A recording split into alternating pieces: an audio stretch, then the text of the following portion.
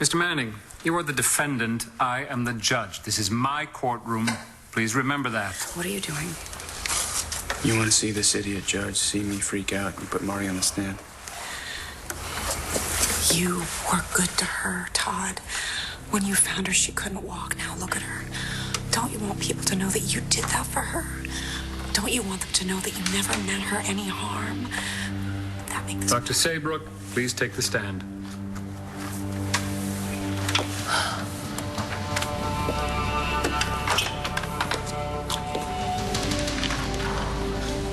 I must remind you, Miss Saybrook, you are still under oath. I'm sorry to have to put you through this again. No, you're not. Just get it over with. Fine. When John McBain arrived at my client's home the first time, when he had the search warrant, what did you do? Todd's bodyguard took me to a shed near his house, and I hid. You hid from the police? Todd told me it was necessary. He had me convinced that John McBain had caused my accident, and if he found out that I was still alive, he'd finish the job. Did anyone hear Todd say this to you? No. In the 6 months that you lived with Todd, did anyone else ever come to the front door? Yes. Did you ask them for help? No. Had Todd told you that they were going to kill you as well?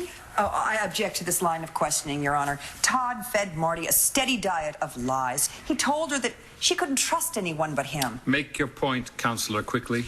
Did Todd threaten to kill you if you told anyone that you were scared of John McBain? No. Did Todd hurt you physically in any way? No, but that... Did Todd prevent you from using the phone? Here's a phone. Use my phone. Call someone if you want. It's okay. Did he prevent you from walking out the front door? You have to go right now. You have to get out of here before it's too late. Too late? Just go! Now! He didn't have to do those things because he had me programmed. Programmed? You said yourself that you were attracted to Todd Manning. You could have picked up the phone. You could have walked out the front door. You had a choice to make, and you made it. Because your wish, your desire, was to stay with him, wasn't it? Your Honor, counsel for the defense has taken the literal facts of this case and distorted them around to suit her own purposes. Had Mr. Manning ever uttered the words, "You have a son," Dr. Saybrook would have risked everything to get away from him. But he didn't. He kept that information from her like he did the brutal rape that she suffered at his hands. He told her that a rogue cop had tried to kill her, and she only had to look down at her own broken body to believe it was the truth.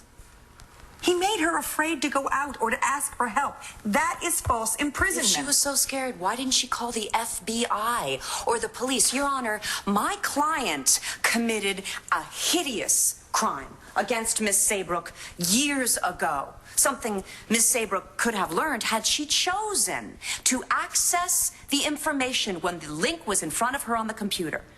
My client failed to inform Miss Saybrook about certain things in her life, certain important things, like the fact that she had a son. But while lies of this sort are not ethical, they are also not illegal.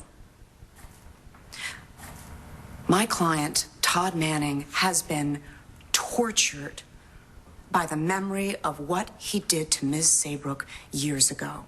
And he has wanted to atone for it. When he found her broken and alone, when he took her back to his house and cared for her, that's what he believed he was doing. His methods may have been misguided, but his motives were good. Miss Saybrook must have known that, or she would never have chosen to stay with him. Your Honor, I urge you to grant my motion and drop all charges against my client. Your Honor, That's enough discussion. Okay, I'm going to rule from the bench on this one. It has to be resolved. We'll have a recess while I make my decision. All rise.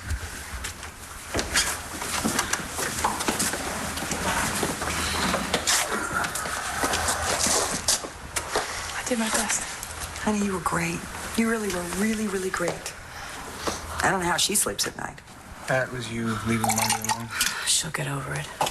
And when the judge comes back, this will all be over. You know, man, he could walk. Yeah. then what are you gonna do to him if he does?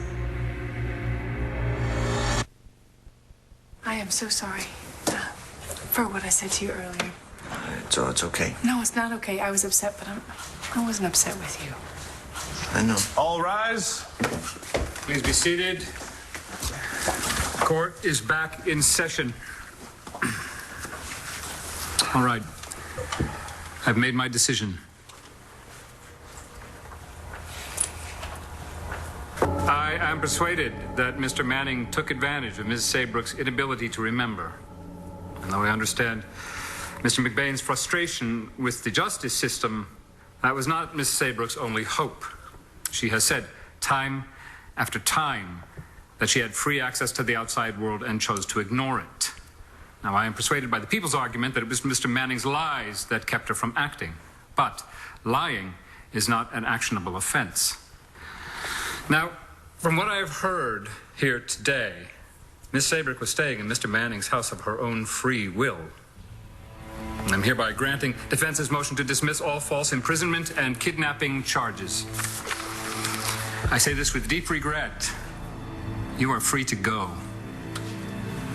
You are clearly a troubled individual, and I urge you to seek help. The DA does not know everything that my father has done. Neither does Taya, and neither do you. He was going to steal my baby.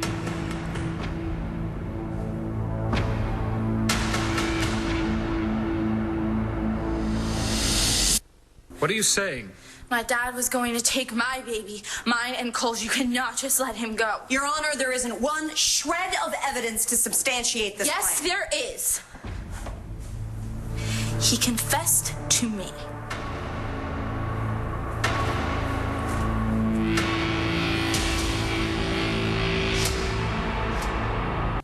On the next One Life to Live. So what is it you want? I want to ask Natalie to marry me, and I need your blessing. He was going to steal my baby. If I'm Ray Montes, I'll find a way to come after the both of you. Amen.